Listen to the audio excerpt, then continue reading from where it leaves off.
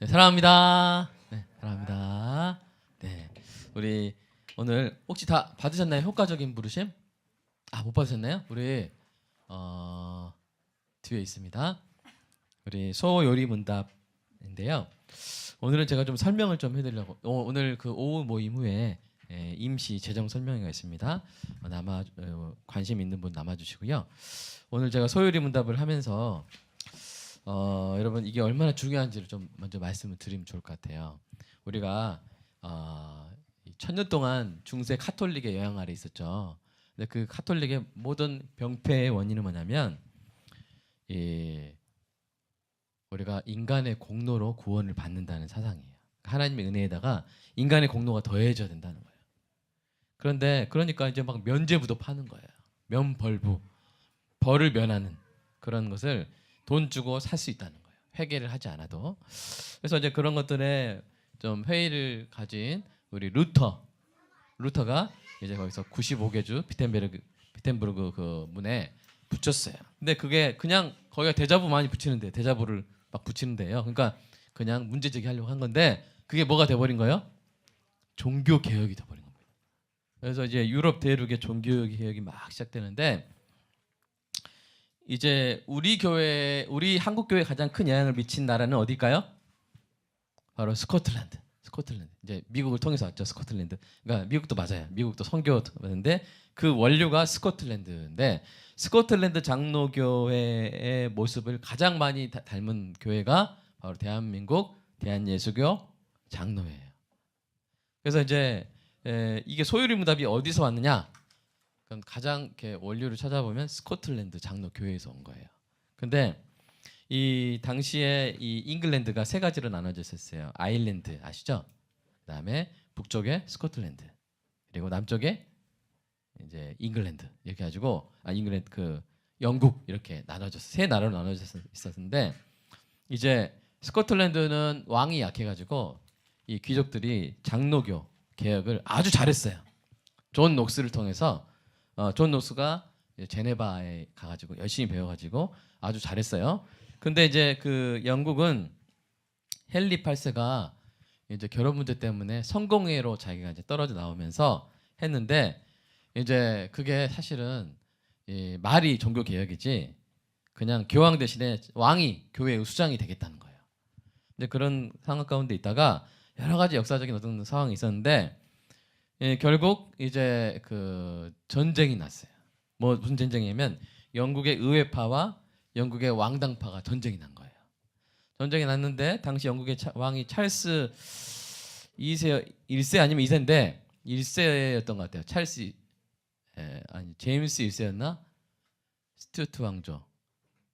자, 제임스 2세 또는 제임스 1세 또 제임스 6세 그런 별명이 있는데 그 왕이 이제 옥스퍼드 그 요새를 차지를 하고 런던을 이제 공격하기 쉬운 상황에서 영국 의회파에서 아주 다급한 거예요. 그래가지고 스코틀랜드에 군대 요청을 합니다.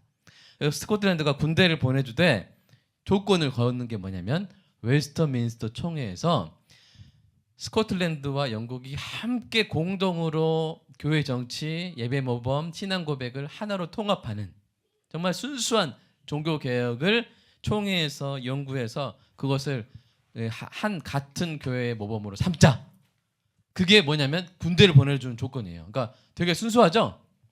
군대 보내준 조건은 뭐 이렇게 배상 나중에 뭐 돈 주고 막 이래야 된다. 그게 아니라 신앙을 순수하게 확립하자. 종교 개혁을 완성하자. 그게 제안이었던 거예요. 그래가지고 종교 개혁자들이 스코틀랜드에서 8명이 오고 잉글랜드에서 이제 수많은 사람들이 와가지고 151명인가 이런 엄청난 당시의 신학자들과 목사님들이 모여서 웨스트민스터 사원 이제 영국 가보시면 아시겠지만 거기에 이제 예루살렘 룸이라고 있어요. 거기서 모여서 5년 7개월 22일 동안 뭐만 한 거예요? 회의만 한 거예요. 회의만. 여러분 5년 7개월 22일 동안 151명 회의시키려면 돈이 얼마 들까요? 무지 들걸요? 지금 다시 그거 하라 해도 할 수가 없어요. 그러니까 그 특별한 상황 어떤 상황이에요?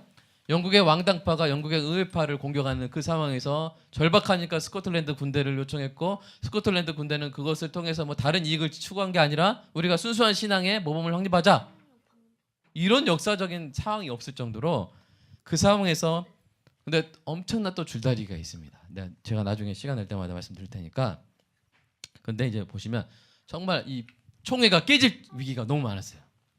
근데도 거기서 정말 인내하고 양보하고 해가지고 만들어진 게 바로 이제 교회의 정치, 예배 모범, 그다음에 웨스트민스터 신앙 고백, 그리고 웨스트민스터 대의리 문답, 그리고 웨스트민스터 소교리 문답인 거예요. 그러니까 이게 그냥 생긴 게 아니라 누가 뚝딱 만든 게 아니라 뭐요?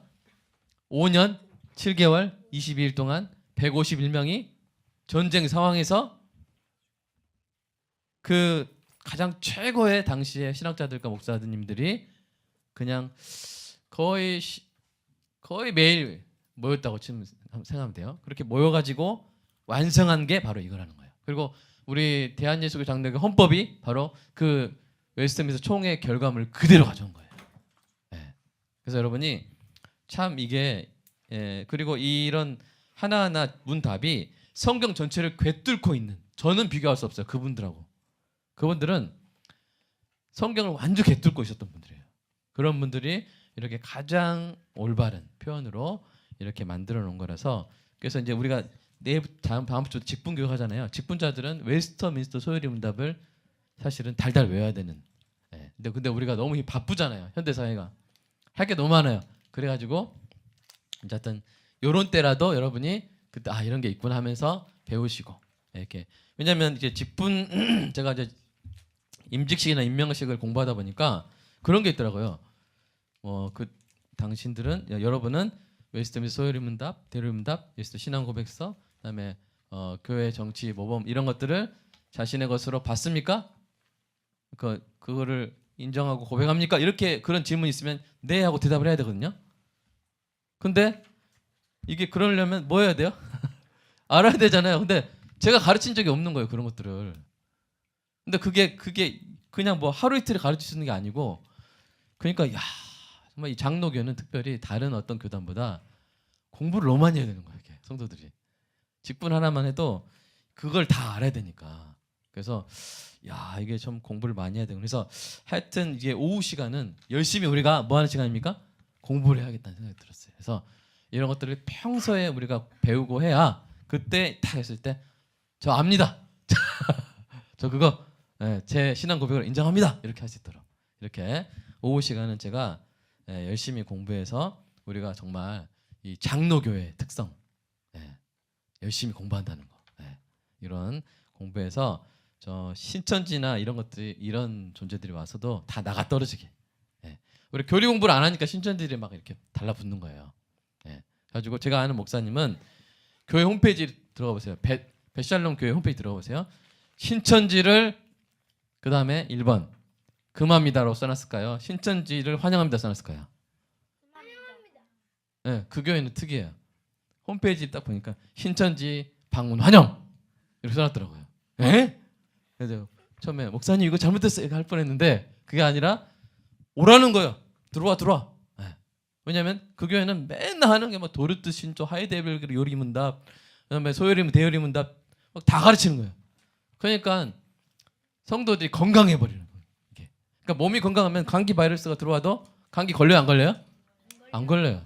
그래서 면역력이 엄청 강해져 가지고 그래서 우리 교회도 이제 뭐 여러 가지 활동도 하고 우리 교회는 뭔가 이게 아까 팔방미인 같은 그렇게 돼야 되는 거예요. 왜냐면 이제 그 교회는 거기만 그게 엄청 강해요. 뭐 구제나 이런 쪽은 별로 안 하지만 근데 그렇다고 우리가 막 구제만 하면 되겠어요? 우리 교회가 전도만 하면 되겠어요? 그거 다 해야 되는데 우리도 뭐요? 강해져야겠다. 명령이. 그래서 교리를 열심히 우리가 배워가지고 나중에 이제 직분 임명식이나 임직식을 할 때 정말 아는 것을 알고 네 저는 정말 그 신앙적 고백이 바로 저의 고백입니다. 막 이렇게 할 수 있는 좀 그런 우리가 열심히 공부하는 그런 교회가 되기를 소망합니다. 네, 오늘 그런 어떤 맥락에서 정말 이 소중한 소교리 문답 34문을 보도록 하겠습니다. 자, 이 33은 뭐냐면 효과적인 부르심의 유익 이 두 번째 시간이에요. 지난주에는 지난 시간에는 칭의를 했고요. 오늘은 양자됨을 하는 거예요. 양자됨을 하는 건데 자, 제가 질문하고 여러분이 한번 답해 보시기 바랍니다. 양자됨이란 무엇입니까?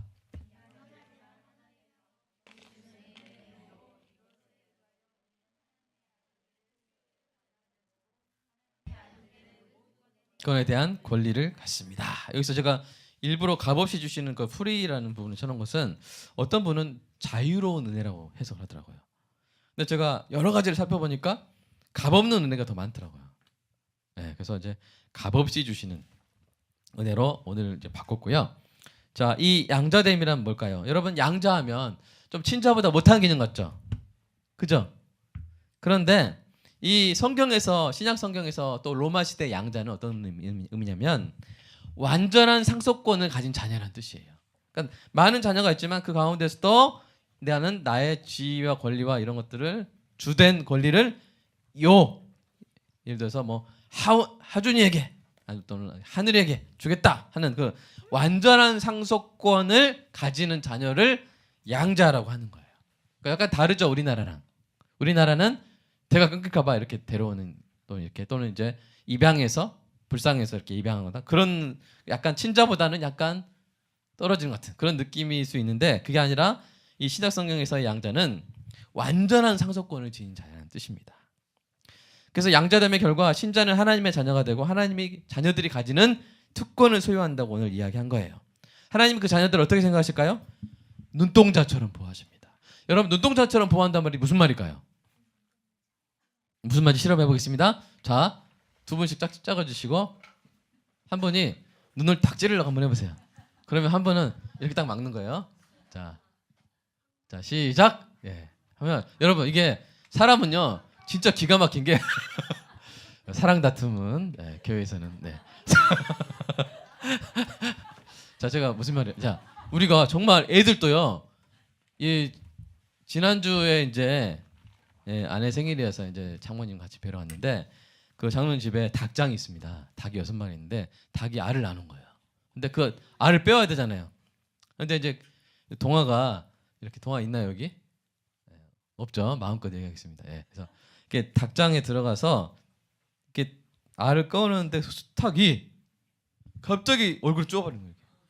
그래! 하면서 이렇게 짜버린 거예요. 제가 분명히 들어가기 전에 눈 쪼일 수 있으니까 조심해라 했는데 다행히 눈은 안 쪼이고 이 가운데 이마를 팍 쪼았더라고요. 엄청 아프겠다. 예, 아팠어요. 아팠다고 하더라고요. 근데 문제는 제가 왜 얘기했는지가 생각이 자, 근데 어쨌든 이렇게 눈이 안 쪼였죠. 왜 그래요? 눈은 사람이 정말 대단한 게요. 정말 금방 감아요. 이게 뭐 야공이 날라와도요. 이렇게 눈 못 감는 경우는 거의 못 봤어요. 저도 뭐 하다가 눈 다칠 때도 있었지만 눈 꺼풀이 다치지 이상하게 눈은 기가 막히게 사람을 보호합니다. 그런 경험하셨죠? 네.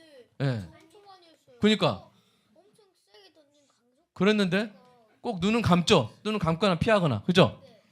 그러니까 사람은 자기 눈동자는 기가 막히게 보호를 해요. 근데 바로 그 뜻이에요. 하나님이 우리를 눈동자처럼 보호하신다는 말은 막 눈으로 보면서 보호하시 그런 뜻인 것 같아요. 착각하시는 그게 아니라 사람이 자기 눈동자를 보호하듯이 하나님이 우리를 눈동자처럼 보호하신다는 뜻입니다. 그리고 그 품에 안아주시고 필요한 모든 것을 챙겨주시는 거예요. 우리 마태복음 6장 32절 한번 읽어볼까요? 시작. 그래서 이 모든 것이 너에게 있어야 할 줄을 아시느니라. 아버지는 아시는 거. 아들로 여러분을 우리를 받아주신 줄로 믿으시기 바랍니다. 그리고 대요리문답, 그러니까 소요리문답, 대요리문답 차이는 뭐냐면요. 소요리문답은 아이들이 배우는 거예요. 대요리문답은 어른들이 배우는 거예요. 그러니까 사실 우리는 뭘 배워야 돼요? 근데 수준이 좀 높아요. 그래서 이제 막 바로 대요리문답 배우기가 그래서 일단 소요리문답 먼저 배우는 건데 그래서 나중에는 또 우리가 수준이 되면 대요리문답도 배우고 도르트 신조나 하이데벨 교리문답 이런 것도 배웠으면 좋겠습니다. 자, 일단 우리 대요리문답 73문 한번 읽어볼까요? 시작. 모든 약속을 이어받을 상속자여 그리스도와 더불어 영광을 누릴 상속자로 삼으신다. 이게 양자됨의 특징이에요. 상속자라는 거예요. 아버지 것은 다 누구 것? 내 것. 이게 바로 양자의 의미라는 것이죠. 그런데 이런 놀라운 특권을 자 2번 보시면 어떻게 주셨다고요? 값없이 주셨다고요. 값없이 주시는 은혜로. 그러니까 우리의 믿음이나 선행 같은 어떤 대가를 그러니까 믿음이 필요하지만 믿음은 대가가 아니고 통로라는 거예요. 오직 은혜로 양자 삼으신 거예요. 그래서 이것을 사도 요한이 이걸 감탄을 해버린 거예요. 우리 요한일서 3장 1절 한번 읽어볼까요? 시작. 보라 아버지께서 어떠한 사랑을 예. 왜 우리한테 물어보죠 막 이렇게? 이게 물어보는 게 아니라 뭐야? 이게 감탄사예요. 수사법이에요. 이야 이 뜻이에요. 어떻게 나를 자녀로 그것도 물론 상속자로 삼으셨는가? 이게 사도 요한도 이걸 표현 못해서 감탄하고 있는 것이죠. 우리 갈라디아서 4장 말씀 한번 읽어볼까요? 시작. 때가 참에 하나님이 그 아들을 보내사 여자에게서 나게 하시고 율법 아래 나게 하신 것은 율법 아래 있는 자들을 속량하시고 우리로 아들의 명분을 얻게 하려 하심이라. 그런데 이런 것이 어떻게 이루어졌어요? 우리 측면에서는 우리 입장에서는 돈 안 냈어요. 값을 안 치렀어요. 그러나 원래 그 일은 엄청난 대가가 있어야 되는데 그걸 누가 치르셨다는 거예요? 예수님이 치르셨다는 거예요. 예수님이 치르셨다는 것입니다. 자, 그런데 우리가 이제 지지난주에 칭의를 배웠잖아요. 그럼 칭의와 양자됨은 뭘까? 자, 칭의는 뭐냐면요. 하나님 앞에서 죄인이었던 자가 의인으로 간주되는 거예요. 양자됨은 하나님의 원수, 마귀의 자녀, 죄의 자녀, 불순종의 아들이었던 자가 하나님의 자녀가 되는 거예요. 그러니까 둘 다 신분상의 변화인데 사실은 어떤 게 더 크게 느껴집니까? 양자됨이 더 크게 느껴지죠. 원수의 아들이었다. 자가 하나님의 자녀로 이렇게 받아들여지고 그 선결 조건이 바로 칭이라는 것이죠. 그래서 우리는 천국의 예약석이 생긴 거예요. 천국의 예약석이 생겼어요. 네. 여러분은 하나님의 자녀들의 수효, 그러니까 몇 명인지는 우리가 알아요, 몰라요? 모르지만 그것은 상수라는 거예요. C 영어로 보면 변수가 아니라 X가 아니라 수식에 보면 C 콘스탄스 상수. 근데 그 상수 안에 여러분이 들어가 있는 줄로 믿습니다. 네, 여러분 자리가 천국에 있습니다. 혹시 이렇게 번지수까지 정해져 있을지 모르겠어요. 네, 몇 호 이렇게 여러분 주소가 천국에 있는 줄로 믿으시기 바랍니다. 그리고 그것은 삭제될 일이 있어요, 없어요? 삭제될 일이 없습니다. 여러분 여러분 천국 주소가 취소될 일이 있어요, 없어요? 없어요. 그것이 하나님의 은혜로 그렇게 되는 거예요. 우리가 약해져도 끝까지 붙드시고 그걸 성도의 뭐라 그래요? 주차할 때 하는 그거 뭐라 그래요? 성도의 견인. 네, 성도의 견인이라고 해요. 끝까지 붙잡아 주시는 성도의 견인입니다. 자, 5번 하나님의 아들들의 모든 특권. 그래서 신자는 하나님의 독생자이신 그리스도의 모든 공유 가능한 특권을 다 누리게 되는 거예요. 우리가 물 위를 걷게 되는 건 아니지만 그러나 우리가 하나님의 그 모든 복, 임재하심, 함께하심, 은사 주시고 지혜 주시고 예배 드릴 수 있고 찬양할 수 있고 우리가 기도할 수 있는 거. 기도가 제일 큰 특권인 것 같아요. 네. 친히 하나님께 직접 기도할 수 있는 이런 모든 특권들을 신자가 누리게 되고 이 일은 신자가 믿음으로 그리스도와 연합한 사람이라는 전제에서 가능해지는 것입니다. 그러므로 신자는 하나님께 담대하게 친밀하게 나아가서 무엇이든지 예수님께 구할 수 있는 줄로 믿으시기 바랍니다. 그러니까 오늘 오전 예배랑 약간 좀 겹치는 부분이죠.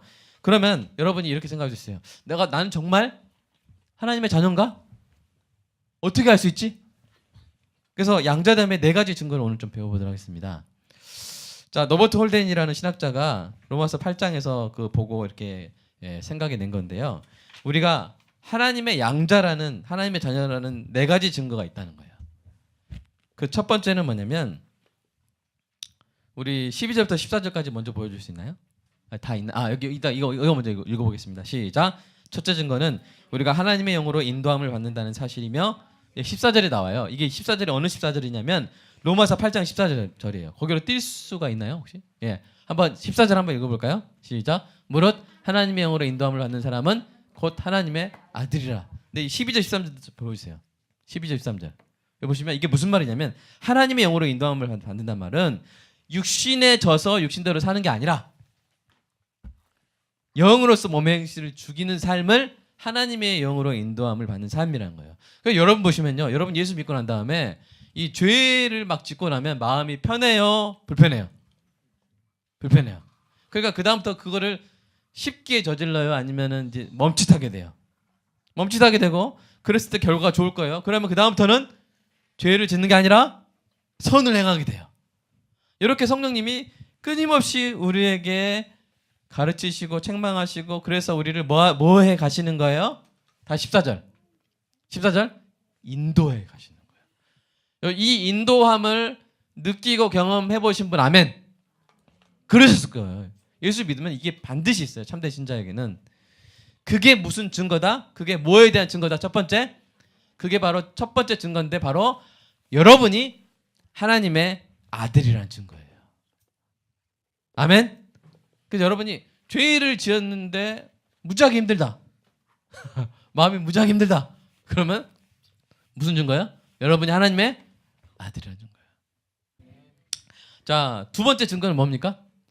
읽어볼까요? 시작. 둘째 증거는 15절에 나오는 대로 우리가 양자의 영을 받아 하나님을 아빠 아버지라 부르게 된 거예요. 15절 한번 읽어보겠습니다. 15절 시작. 너희는 다시 무서워하는 종의 영을 받지 아니하고 양자의 영을 받았으므로 우리가 아빠 아버지라고 부르짖느니라. 여러분 하나님을 아빠라고 부르시는 분 한번 해보세요. 시작. 아빠. 네, 아빠. 예, 그 말이 나오나요? 전수에서 말이 나오나요? 안 나와서 이게 좀 담대함이 부족하시는데. 자, 근데 이제 한번 해보세요. 시작. 아빠. 예, 아빠라고 해도 돼요. 이게 아람어인데 똑같아요 발음이. 그럼 이렇게 해도 돼요? 아빠의 이름으로 기도드립니다. 아빠의 이름은 예수님의 이름으로 기도하는 거예요. 아빠께 예수님의 이름으로. 네. 자, 우리가 아빠 해보세요. 아빠 해주세요. 주세요. 아, 이렇게. 여러분 그렇게 기도할 수 있습니다. 그리고 그렇게 기도할 수 있는 그 마음, 그것을 성령님이 주셨어요. 그 성령님 뭐라 그래요? 양자의 영이라는 거예요. 그러니까 양자의 영을 누구한테 주시겠어요? 양자한테 주시죠. 네. 양자라는 것을 깨닫게 하시는 영입니다. 사랑하는 여러분이 그것이 두 번째 증거고요. 세 번째 증거 한번 읽어볼까요? 시작. 셋째 증거는 첫째와 둘째의 내적 증거와 대조적인 외적인 증거로서 16절에서 말한 대로 성령이 친히 보여주시는 증거예요. 그래서 우리 16절 한번 읽어볼까요? 시작. 성령이 친히 우리의 영과 더불어 우리가 하나님의 자녀인 것을 증언하시나니. 그러니까 여러분이 성령이 증언을 해주실 때가 있어요. 이게 이제 어떤 상황이나 이런 것을 통해서 여러분이 하는데 막 어떤 일이 형통하게 되거나 여러분이 하는 일에 성령님이 간섭하거나 그런 걸 통해서 이거는 외적 증거예요. 어떤 사건, 어떤 감동 이걸 통해서 여러분을 존귀하게 해주신다거나 여러분 기도 응답해 주신다거나 이런 것들. 그러면서 내가 널 사랑한다. 넌 내 아들이다. 그런 느낌을 그런 이 사건들을 통해서 주실 때가 있는데 여러분 삶에 그것이 풍성하시기를 주님의 이름으로 축복합니다. 네 번째 읽어볼까요? 시작. 넷째 증거는 17절에 있는데 그것은 바로 우리가 그 예수 그리스도와 연합하여 받는 영광과 고난의 삶이에요. 17절 한번 읽어볼까요? 시작. 자녀이면 또한 상속자 곧 하나님의 상속자요 그리스도와 함께한 상속자니 우리가 그와 함께 영광을 받기 위하여. 네. 그러니까 고난 받는 게 뭐냐면 우리가 하나님의 상속자라는 증거예요. 여러분 이거를 잘 해석해야 돼요. 우리 삶에 고난이 있을 수 없다는 거예요? 있을 수 있다는 거예요? 있을 수 있는데 그것은 모든 고난이 다 여러분 막 징계받는 것이고 그런 게 아니라 여러분이 그리스도와 함께한 상속자이기 때문에 고난도 같이 받을 수 있다는 거예요. 우리가 어떻게 설명해야 될까요? 어떤 군대에서 공을 이루려면 같이 싸워야죠. 그죠? 같이 고생해야죠. 고생도 안 하고 싸우지도 않고 우리 부대 이겼다 만세. 근데 자기는 사실은 휴가가 있었어요. 그럼 이 영광이 있어요, 없어요? 없잖아요. 근데 같이 싸우고 같이 고생하고 했을 때 야, 너도 우리 팀이었지, 우리 부대였지 하면서 같은 영광을 누리는 거예요. 그러니까 사랑하는 여러분, 이 시대에 여전히 영적 전쟁이 있고 교회를 지키는 우리의 전쟁이 있는데 그렇기 때문에 우리는 뭘 받아요? 고난을 받는 거예요. 그래서 전도하다가 멸시도 당해보고 전도하다가 제지도 당해보고 전도하다가 욕도 먹어보고 그러시기를 축복합니다. 그게 건강에 좋아요. 그게 건강에 좋아요.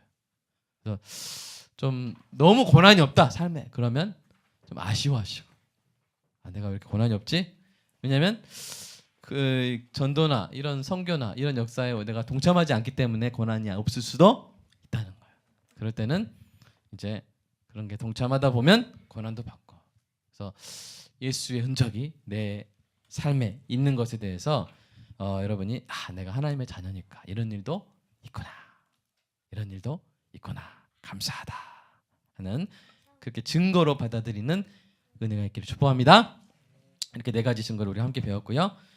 그 다음에 양자됨과 양자답게 하심인데 우리가 양자가 됐어요. 그건 우리의 신분입니다. 여러분 왕과 거지라는 그런 소설 읽어봤나요? 네. 그 어떻게 된 거예요? 그 거지였는데 왕하고 똑같이 생겨가지고 왕궁으로 들어가 버리죠. 네. 근데 처음에는 거지같이 행동하죠. 근데 나중에는 어떻게 행동해요? 왕처럼 행동해요. 그런 거 비슷해요. 우리는 거지였어요. 근데 예수 그리스도로 인해서 우리가 왕자가 됐습니다. 하나님의 자녀니까 공주가 됐습니다. 근데 바로 우리가 막 있던 이런 교양이나 이런 게 바로 바뀌어요? 아니요. 이전처럼 행동해요. 그러나 그것을 그냥 두시지 않죠. 왕국의 예법을 가르치시고 이제는 우리가 양자가 됐는데 그 다음에 이루어지는 과정은 뭐냐면 양자답게. 아멘. 그 뒤로 양자답게 하시는 거예요. 근데 그 양자답게 하시는 여러 가지 방법이 있는데 복과 특권을 주실 뿐 아니라 뭣도 주세요? 징계와 고난도 주실 때가 있다는 거예요. 우리 히브리서 12장 한번 보시면 이 눈으로 착착 보시면서 여러분 그 유임 있죠? 네, 보시면서 우리 10절만 좀 같이 읽어보겠습니다. 10절 시작. 우리를 징계하였거니와 오직 하나님은 우리의 유익을 위하여 그의 거룩하심에 참여하게 하느니라. 아멘. 그러니까 우리의 유익을 위하여 징계를 하심으로 말미암아 우리가 양자로서의 신분을 얻었을 뿐만 아니라 양자답게, 아멘. 우리를 양자답게 하신다는 사실, 이것을 알 때 우리가 때로 힘들고 어려워도 13절 한번 읽어볼까요? 13절 시작. 발을 위하여 고등기를 만들어 저는 다리로 하여금 어그러지지 않고 고침을 받게 하라. 그러면서 12절에 그러므로 피곤한 손과 연약한 무릎을 일으켜 세우고. 이게 무슨 말이에요? 힘들고 어렵지? 그러나 더 힘을 내라. 계속 힘을 내라. 왜냐하면 이런 과정은 이미 양자된 너를 양자답게 하시는 하나님의 훈련의 과정이다. 이런 이 권면을 히브리서 기자가 성도들에게 해주고 있는 것입니다. 그래서 여러분, 하나님 우리를 만들어 가실 때 여러분 삶에 기가 막힌 일들이 일어났잖아요. 일어났고 또 일어날 수 있어요. 그게 이제 복이 될 수 있고 또 고난이 있을 수 있지만, 그러나 그 모든 것이 다 뭐라고요? 우리를 양자답게 하시려고. 우리를 양자답게 하시려고. 우리를 그렇게 되고, 그래서 하나님께서 그 합력하여 선을 이루게 하실 줄로 믿습니다. 자, 오늘 마지막 교훈을 좀 배우겠는데요. 첫 번째, 버림받지 않는 하나님의 자녀가 되었다는 사실 속에서 여러분 평안과 기쁨을 누리시기 축복합니다. 호접하는 일 있어요, 없어요? 하나님 나라에는 없습니다. 계속 여러분 하나님의 아들이고 딸입니다. 두 번째, 징계나 고난을 받을 때 우리가 감사함으로 나를 만들어 가시는구나. 여러분 교회도 마찬가지예요. 교회도, 이 땅의 교회는 완벽한 교회가 아닙니다. 이 땅의 교회는 뭐예요? 만들어 가시는. 제가 개척을 해보니까 알겠어요. 진짜 만들어 가시는. 더 좋은 선한 착하고 선한 동역자들도 막 붙여주시면서 교회를 다듬어 가시고 만들어 가시는 것이기 때문에 우리가 교회에 연약함이 있고 그랬을 때 우리가 이제 그 교회에 대해서 막 비판하고 비난하는 것이 아니라 뭐 해줘야 돼요? 같이 우리가 격려하고 칭찬하고 하면서 우리가 함께 신령한 집으로 서로 만들어져 가야 될 줄로 믿습니다. 자, 세 번째, 하나님의 자녀인 우리들은 서로 뭐예요? 자, 제 아버지가 하나님이고 손재윤 집사님의 아버지가 하나님이면 손재윤 집사님 저의 형님이잖아요. 아닙니까? 네. 박우식 집사님이 저의 누님이잖아요. 아멘. 네, 우리 하늘 가족입니다. 그래서 우리가 서로 남이 아니에요. 사실은 신학적으로 남이 아니에요. 옆에 분한테 해보세요. 우리가 남이가? 시작. 우리가 남이가? 네, 우리는. 그래서 우리 남편도 좀 이름 호칭을 내 편으로 바꿨으면 좋겠어요. 꼭 어떨 때는 꼭 남편 같아요. 근데 내 편. 네. 우리는 한 가족입니다. 아멘. 그래서 서로 챙기는, 서로 사랑하는 우리 교회가 되었으면 좋겠습니다. 기도하겠습니다. 하나님 감사합니다. 오늘도 소율이 문답 배웠습니다. 하나님께서 주시는 그 은혜로, 아들됨의 은혜로, 딸됨의 은혜로 이번 한 주도 아버지 하나님 낙심하지 않고 고난이 있어도 감사함으로 이겨내고 하나님의 자녀이기 때문에 영원한 시간을 가졌고 무한한 복락을 이미 약속받은 소망의 사람으로 이 세상을 살아가게 하여 주시옵소서. 우리 주 예수 그리스도 이름으로 기도드립니다.